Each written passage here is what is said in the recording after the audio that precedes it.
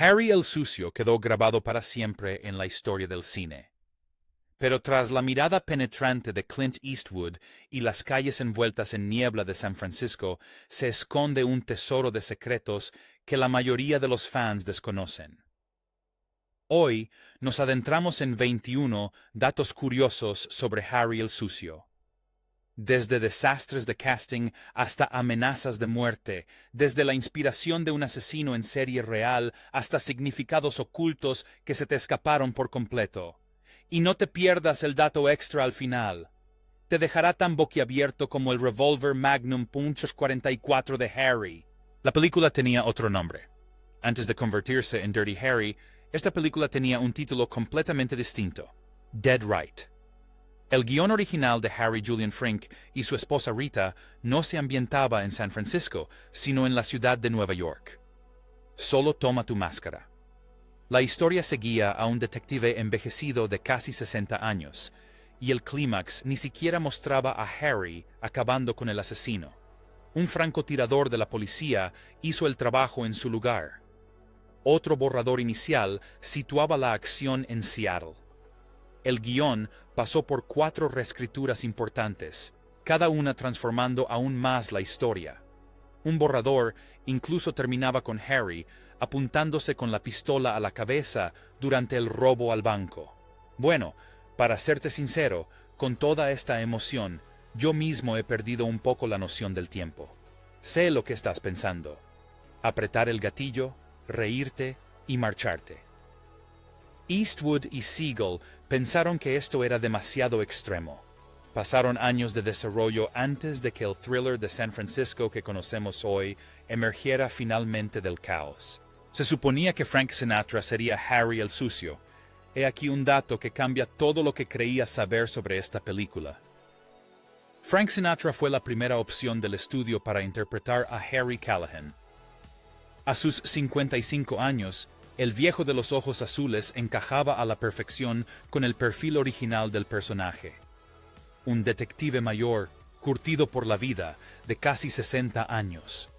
Pero el destino tenía otros planes. Departamento de Policía. Sí, dile que el inspector Callahan cree que hay un 211 en curso en el banco. Sinatra se había lesionado la mano años antes durante el rodaje de El candidato manchuriano, y simplemente no podía manejar cómodamente el enorme revólver Smith y Wesson modelo 29. Además, su padre había fallecido recientemente y Sinatra quería interpretar papeles más ligeros. La lesión, que parecía un pequeño contratiempo, acabó cambiando la historia del cine. Cuando esa puerta se cerró para Sinatra, se abrió el papel más icónico de toda la carrera de Clint Eastwood. A Parade of Legends lo rechazó. Sinatra no fue la única estrella que rechazó el papel. John Wayne presionó mucho para conseguirlo, pero el estudio pensó que era demasiado mayor para las exigencias físicas. Bartender, preséntamelo. Burt Lancaster lo rechazó porque no estaba de acuerdo con lo que percibía como la ideología derechista de la película. Paul Newman también lo rechazó por razones similares. Pero aquí está el giro que lo cambió todo. Antes de abandonarlo definitivamente, Newman ofreció un consejo crucial a los productores: contraten a Clint Eastwood. Robert Mitchum dijo, en una frase que se hizo famosa, que era una película que no haría por ninguna cantidad. Steve McQueen se negó porque no quería hacer otra película de policías después de Bullitt. Ese no es el problema. Bueno, ciertamente lo es. George C. Scott también lo rechazó, citando la violencia excesiva del guión. A veces, el reparto perfecto solo se encuentra a través del rechazo. Un héroe de guerra casi interpretó al villano. El director Don Siegel tenía una visión audaz e impactante para el casting del asesino Scorpio. Quería a Audie Murphy, el soldado de combate estadounidense más condecorado de la Segunda Guerra Mundial. Después de pasar por la zona de Kmart, pondremos las cosas en marcha. Y un auténtico héroe de Hollywood conocido por interpretar personajes pulcros en los westerns. Mis extremidades de caballo. Llévalo a la herrería y dile que iré en unos minutos. Siegel creía que la deliciosa ironía de que un héroe nacional interpretara a un asesino psicópata impactaría al público hasta lo más profundo. El contraste entre la imagen heroica de Murphy y la depravación de Scorpio crearía algo inolvidable.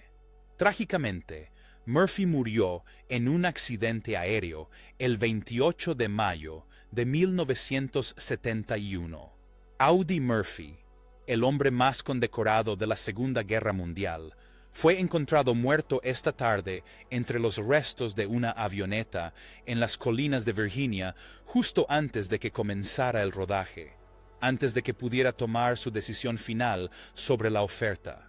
Finalmente, el papel recayó en un actor de teatro desconocido llamado Andrew Robinson, alguien que, según la descripción de Siegel, tenía el rostro de un niño de coro. La aterradora transformación de Andrew Robinson. Ese actor desconocido era Andrew Robinson, y su actuación fue tan inquietantemente convincente que casi destruye su carrera. Tras el estreno de la película, Robinson recibió amenazas de muerte reales y se vio obligado a obtener un número de teléfono privado. El público simplemente no podía separar al actor del monstruo. El papel lo encasilló durante años. ¿A dónde vamos? Este es el camino que se supone que debemos seguir.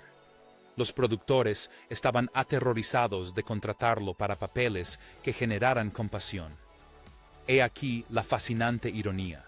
En la vida real, Robinson es un pacifista que detesta las armas de fuego. Durante las primeras etapas del rodaje, se estremecía tanto cada vez que disparaba que Don Siegel detuvo la producción y lo envió a un entrenamiento profesional en el manejo de armas. Robinson también creó una elaborada historia de fondo, imaginando a Scorpio como un veterano de Vietnam traumatizado. Ese chico de coro aprendió a convertirse en el asesino más escalofriante del cine. El símbolo de la paz del villano tenía un significado oscuro. Observa atentamente a Scorpio a lo largo de la película. Notarás que lleva un cinturón con una hebilla con el símbolo de la paz. No fue una elección de vestuario al azar, fue una declaración deliberadamente calculada por el director Don Siegel. Más tarde explicó el simbolismo en entrevistas. Nos recuerda que, por muy cruel que sea una persona, cuando se mira al espejo, sigue ciega a lo que realmente es. Ese símbolo de la paz retorcido se convirtió en una poderosa metáfora visual de la completa falta de autoconciencia del personaje. Un asesino desquiciado que probablemente se consideraba algo totalmente distinto. Combinado con su desaliñada apariencia hippie, ¿me oyes, viejo? Voy a conducir o decoraré este autobús con tu cerebro. El símbolo de la paz sugería que el mal podía esconderse tras cualquier ideología. Es el tipo de detalle sutil que recompensa a los espectadores atentos incluso décadas después. La famosa improvisación que hizo reír a todos. Una de las frases más memorables de la película no estaba en el guión. Cuando Harry finalmente acorrala a Scorpio en Mount Davidson Cross y saca su enorme revólver, la reacción de Robinson, vaya qué grande, fue completamente improvisada. El obvio doble sentido fue tan inesperado y perfectamente interpretado que todo el equipo estalló en carcajadas, literalmente revolcándose por el suelo. Tuvieron que volver a filmar toda la escena porque la risa arruinó la toma. Pero a Don Siegel le encantó tanto la frase improvisada que insistió en mantenerla en el montaje final. Añadió un toque de humor negro e inquietante que hizo que Scorpio pareciera aún más espeluznante. A veces, los mejores momentos del cine son los que nadie planea. El punto 44. Magnum no era realmente el arma más potente del mundo. La famosa afirmación de Harry de que su Smith y Wesson era la pistola más potente del mundo resultó en una escena cinematográfica increíble. Pero Ian, esta es una .44 Magnum, la pistola más potente del mundo. Sin embargo, no era del todo exacto.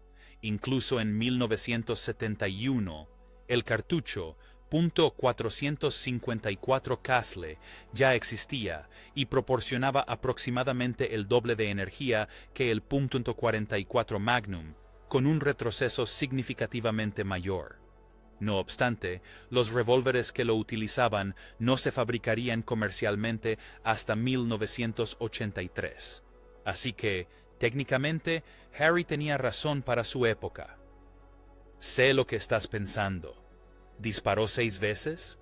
Al menos en lo que respecta a las pistolas comerciales disponibles que la gente común podía comprar. El guionista John Milius, un entusiasta de las armas de fuego y miembro de la junta directiva de la NRA, sin duda conocía la verdad técnica, pero comprendió algo más importante. La frase sonaba increíble en pantalla, que era lo único que realmente importaba para la película. El arma que salvó a Smith y Wesson. Antes del estreno de Harry el Sucio, la Smith y Wesson modelo 29 era un fracaso comercial. A pesar de ser apreciada por entusiastas de las armas como el legendario escritor Elmer Keith, las ventas generales habían sido escasas durante años. La compañía había detenido la producción regular, fabricando solo pequeñas cantidades cuando se agotaba el inventario. Entonces llegó diciembre de 1971. Clint Eastwood pronunció ese legendario monólogo sobre la pistola más potente del mundo. Te preguntarás, ¿disparó 6 veces o solo 5?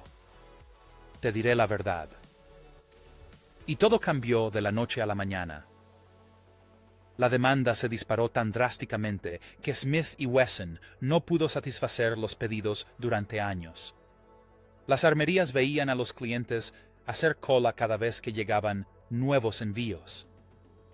Cuenta la leyenda que cada vez que se emitía un maratón de Harry el Sucio en televisión, las tiendas experimentaban otro aumento en las ventas al día siguiente. Un solo discurso en una película salvó toda una línea de productos. La escena del atraco al banco no se filmó en San Francisco. Aquí va un secreto que podría sorprender incluso a los fans más acérrimos que han estudiado esta película.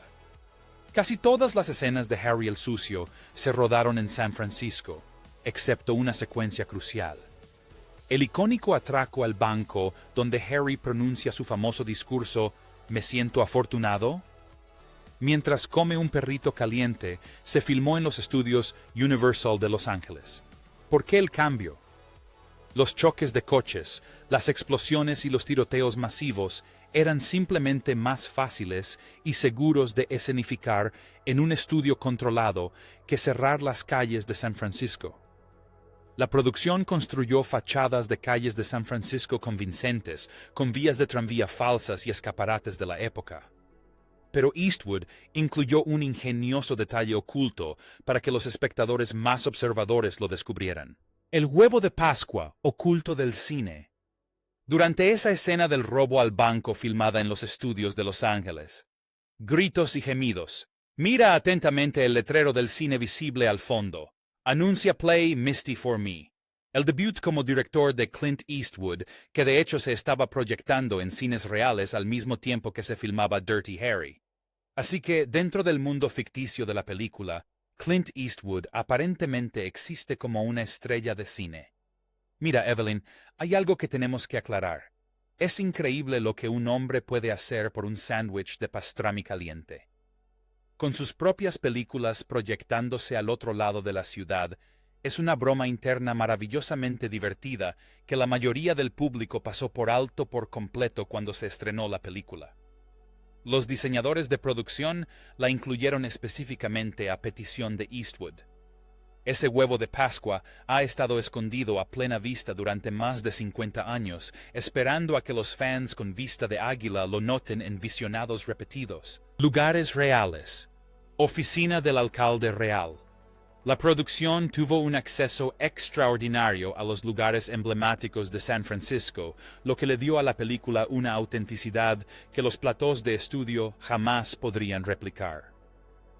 Las escenas de la oficina del alcalde se filmaron en la verdadera oficina del alcalde en el Ayuntamiento de San Francisco.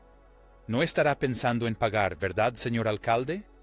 La ciudad de San Francisco no paga a los criminales. Filmada durante un fin de semana largo de 3 días por el Día de los Caídos, cuando el edificio estaba completamente vacío, la piscina en la azotea de la inquietante escena inicial pertenecía al Holiday Inn en Chinatown. Los interiores de la comisaría se filmaron dentro del edificio de PYE y el estadio Kezar, donde Harry se enfrenta a Scorpio en esa escalofriante secuencia del campo de fútbol, fue elegido después de que Eastwood y Siegel asistieran a un partido de los 49 ers allí. Al ver el estadio vacío por la noche, Siegel pensó que el inquietante escenario tipo anfiteatro sería perfecto para uno de los enfrentamientos más tensos del cine. Clint Eastwood saltó a ese autobús de verdad. La escena de infarto en la que Harry salta de un puente ferroviario al techo de un autobús escolar en movimiento no la realizó un doble profesional. Era el mismísimo Clint Eastwood. Su rostro se ve claramente durante toda la toma mientras realiza el peligroso salto. La estrella de 41 años insistió en hacerlo él mismo a pesar del evidente peligro y las objeciones del equipo de seguros de la producción. No había redes de seguridad ocultas, ni efectos especiales añadidos posteriormente. Solo un actor totalmente comprometido con la autenticidad, arriesgándose a sufrir lesiones graves por una sola toma. Cuando ves esa secuencia hoy, presencias un momento genuino de riesgo físico real. Es el tipo de cine práctico de la vieja escuela que simplemente ya no existe en nuestra era digital. El asesino Escorpión se basó en un monstruo real. Escorpión no fue inventado por los guionistas. El personaje se inspiró directamente en el asesino del Zodiaco, un asesino en serie no identificado que aterrorizó el área de la bahía de San Francisco a finales de la década de 1960 y nunca fue capturado. Cautivó al mundo durante décadas. Ahora, un grupo de investigadores afirma haber resuelto el caso del infame asesino del Zodiaco. Al igual que Escorpión, el verdadero Zodiaco envió cartas provocadoras a la policía y a los medios de comunicación. A la ciudad de San Francisco disfrutaré matando a una persona cada día, con mensajes crípticos y amenazas aterradoras. En un mensaje particularmente escalofriante, el asesino amenazó con secuestrar un autobús escolar lleno de niños. Una amenaza que se convirtió en la secuencia culminante de la película. El público de San Francisco que vio Harry el Sucio en 1971 no solo sintió miedo de un villano ficticio en la pantalla. Estaban viendo una versión ficticia del monstruo que había aterrorizado su ciudad años antes y que seguía prófugo. El horror era dolorosamente, innegablemente real. Harry Callahan también se basó en un detective real. No solo el villano tuvo inspiración en el mundo real. Harry Callahan se basó libremente en David Tashi, el legendario investigador principal del caso Zodiac, quien se hizo famoso en todo San Francisco por su dedicación y su estilo personal distintivo. Aprehensión del sospechoso Zodiac. Mi compañero, el inspector Armstrong, y yo, que estábamos manejando el caso, hemos recibido. Tashi era conocido por su ética de trabajo absolutamente incansable, su creciente frustración con los obstáculos burocráticos que dificultaban su investigación, y un caso exasperante que parecía completamente imposible de resolver a pesar de sus mejores esfuerzos durante muchos años. Los guionistas estudiaron cuidadosamente sus métodos y personalidad mientras desarrollaban el personaje de Harry para la película. Años después, Mark Ruffalo interpretaría memorablemente a Tashi en la aclamada película Zodiac de David Fincher de 2007. No tengo miedo de matar de nuevo. La conexión entre la ficción de Harry el Sucio y la aterradora realidad de San Francisco es mucho más profunda de lo que la mayoría de los espectadores casuales jamás se dieron cuenta. Terrence Malick, Escribió un borrador rechazado. Antes de convertirse en uno de los directores más célebres y filosóficos del cine, con obras maestras como Malas Tierras, Días del Cielo y El Árbol de la Vida, un joven Terrence Malick intentó escribir un guión crudo y visceral. Su versión poco convencional transformó a Scorpio en algo completamente distinto. Un justiciero que atacaba específicamente a criminales adinerados que habían escapado de la justicia mediante ingeniosos resquicios legales y abogados caros. Don Siegel leyó el borrador y lo odió profundamente, sintiendo que no captaba la esencia de la película. «Oh no, vuelve a hacer eso, y no te diré quién es la chica. ¿Nos entendemos? ¿Eh?» Pero Clint Eastwood recordó el interesante concepto de Malick y lo guardó discretamente para usarlo en el futuro. Años después, esas ideas rechazadas se convirtieron en la base creativa de la primera secuela, Magnum Force, que exploraba el inquietante concepto de policías justicieros que asesinaban criminales. Incluso los guiones rechazados pueden encontrar una nueva vida sorprendente. El lanzamiento de La Placa casi no se hizo. La inquietante imagen final de la película, Harry arrojando su placa policial al agua tras matar a Scorpio, casi no llegó a la pantalla. Eastwood se sentía profundamente incómodo con la escena, temiendo sinceramente que el público pensara que Harry abandonaba la policía definitivamente. Siegel defendió con vehemencia que representaba la profunda frustración de Harry con un sistema corrupto que protegía a los asesinos mediante tecnicismos legales. Finalmente llegaron a un acuerdo. Harry comenzaría a lanzar la placa, pero dudaría y la guardaría en su bolsillo. Sin embargo, cuando las cámaras empezaron a rodar, Eastwood cambió de opinión y se comprometió por completo con el impactante final original. Ese momento se convirtió en un homenaje deliberado al clásico western Solo ante el peligro, donde Gary Cooper también se deshace de su placa con total disgusto hacia el sistema. La banda sonora que inventó el acid jazz. El compositor Lo Schifrin, recién salido de su legendario trabajo en Misión Imposible y Bullet, creó una banda sonora que se adelantó décadas a su tiempo. Fusionó magistralmente música clásica, jazz, rock psicodélico y evocadoras voces de soprano sin letra, dando como resultado algo que los críticos musicales describirían más tarde como acid jazz, 25 años antes de que el género existiera oficialmente. La innovadora banda sonora transforma a Harry en un personaje increíblemente genial, con líneas de bajo eléctricas propulsoras y ritmos inquietos y vanguardistas que electrizan incluso las escenas más sencillas. La misteriosa voz de soprano que acompaña las escenas de Scorpio aún provoca escalofríos. Sorprendentemente, la banda sonora completa no se publicó oficialmente en álbum hasta 2004. Más de 30 años después del estreno de la película.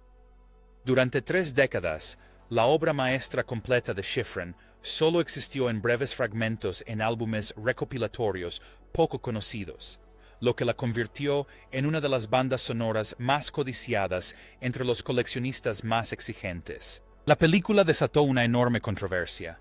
Cuando se estrenó Harry el Sucio en diciembre de 1971, ¿seguía aparcado ese Tan Ford frente al banco? Tan Ford desató una tormenta de controversia que duraría años.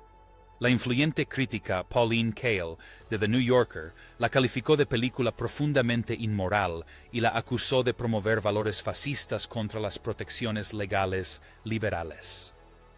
En la 44ª ceremonia de los premios Oscar, aquí está el presidente de la Academia de Artes y Ciencias Cinematográficas. Manifestantes feministas se congregaron afuera con pancartas que decían: «Harry el Sucio es un cerdo podrido». Se desataron acalorados debates sobre si la película glorificaba la brutalidad policial o si retrataba honestamente las frustraciones de las fuerzas del orden. Pero Don Siegel permaneció completamente imperturbable. Reveló algo fascinante. Soy liberal. Me inclino hacia la izquierda. Clint es conservador. se inclina hacia la derecha. En ningún momento durante el rodaje hablamos de política. El debate sobre el verdadero significado de esta película continúa hasta el día de hoy. Dato curioso. La bofetada que dio la vuelta al mundo.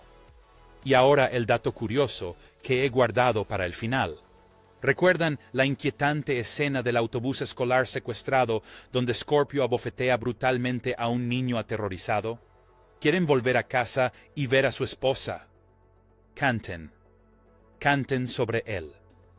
Esa mano que ven golpeando al joven actor en realidad no pertenece a Andrew Robinson. Pertenece al mismísimo director, Don Siegel, quien intervino personalmente para dar la bofetada frente a la cámara.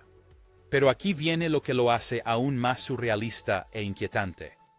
El niño golpeado era el hijastro de Andrew Robinson en la vida real, Steve Zack, quien tuvo un pequeño papel en la película. Fue un asunto familiar extraño de la manera más incómoda imaginable, creando uno de los momentos más genuinamente perturbadores de la película a través de una colaboración que absolutamente nadie que la viera podría haber predicho o esperado. Harry el Sucio no solo cambió el cine de acción, redefinió lo que un héroe de película podía ser. Imperfecto, furioso y moviéndose en zonas grises morales que hicieron que el público cuestionara todo sobre la justicia. Ese Magnum 44 todavía resuena en Hollywood hoy. En 2012, la Biblioteca del Congreso seleccionó a Harry el Sucio para su preservación en el Registro Nacional de Cine. Nada mal para una película que casi protagoniza Frank Sinatra. Deja un comentario con tu momento favorito de Harry el Sucio y dime qué película clásica deberíamos comentar a continuación. Dale a me gusta, suscríbete y únete al club. Porque en el Rewatch Club no solo vemos películas, nos sentimos afortunados, punk.